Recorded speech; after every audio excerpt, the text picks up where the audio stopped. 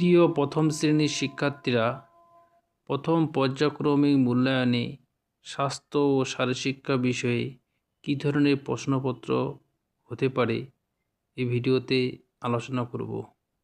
তোমরা ভিডিওটি মনোযোগ সহকারে দেখবে। স্বাস্থ্য ও শারীরশিক্ষা বিষয়ে 10 নম্বরের মধ্যে পরীক্ষা হবে, সময় থাকবে 20 মিনিট।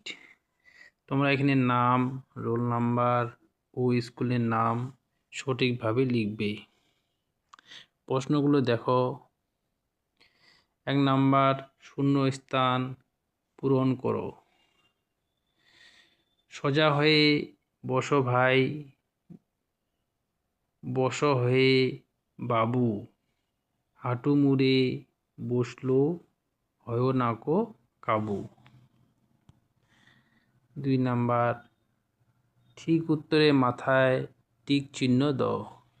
ক নাম্বার, বিশ্রামে দাঁড়ানোর সময় হাত সামনে না পিছনে থাকবে?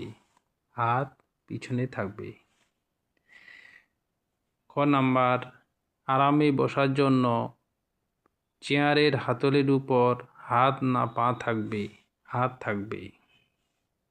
গ নাম্বার, দৌড়ানোর সময় 2 পায়ের ব্যবধান কম না বেশি করতে হবে? উত্তর হবে বেশি করতে হবে। 3 নাম্বার, ঠিক অথবা ভুল লেখো। ক নাম্বার, একটি বিনোদনমূলক খেলার নাম বন্ধু কই? এটা ঠিক। খ নাম্বার, হাত ধোয়ার 4টি পর্যায়, এটা ভুল।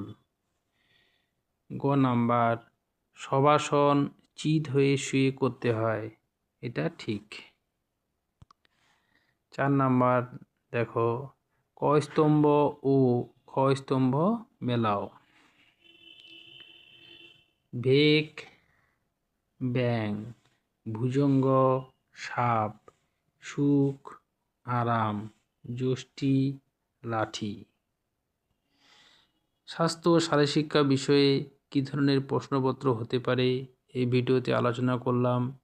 ভিডিওটি ভালো লাগলে লাইক করবে এবং বন্ধুদেরকে শেয়ার করবে।